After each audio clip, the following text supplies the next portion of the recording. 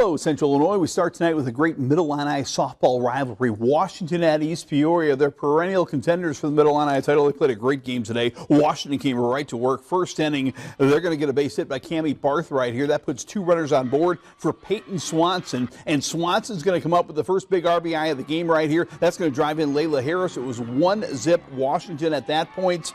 Washington pitcher Jenna Flesser was terrific. And check out Devin Malukish, the terrific catch out there in right field to save a couple runs. Washington wins it by a couple runs, 3-1 Washington. Dunlap hosting Canton. Dunlap up 3-1. Easy day for the Eagles, right? Well, Avery Smith is going to turn on this ball, and we got a tie game. A towering two-run homer, a giant homer by the Little Giant slugger, ties the game 3-3, but back comes Dunlap. Nobody swings harder than Gabby Drake, and she's going to power one all the way to the wall right here for an RBI double. Ella Cunningham had two big RBI hits, and Dunlap stays undefeated. They got a big showdown with Washington next week. Dunlap's a winner in this one, 10-3. Metamora at Pekin, and both teams flashing some leather. You don't often see the double play in work, but the double play combo, you see the two of them right here, are going to turn the 4-6-3 double play for Metamora. That is Kennedy Need, Cadence Till, to Addie Pasha, to backup pitcher Nora Johnson.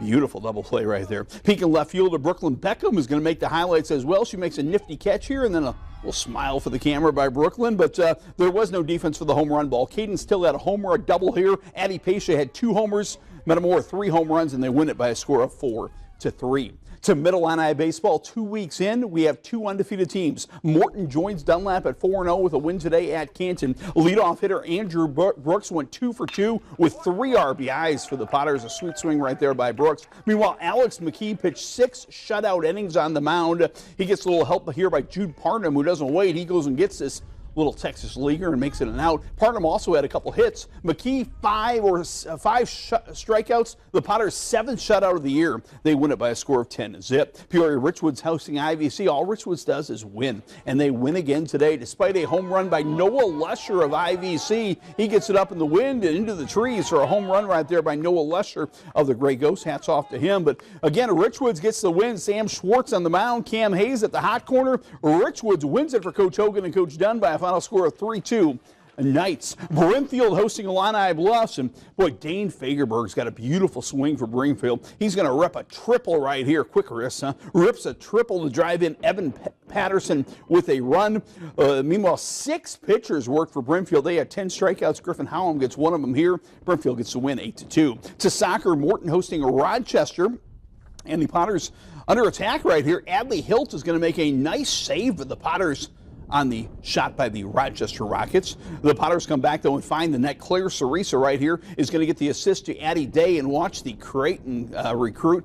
This is like a Big East play. Look at this shot by Addie Day over the keeper into the net. Beautiful goal by Addie Day, and the Potters are winners by a score of 5-1.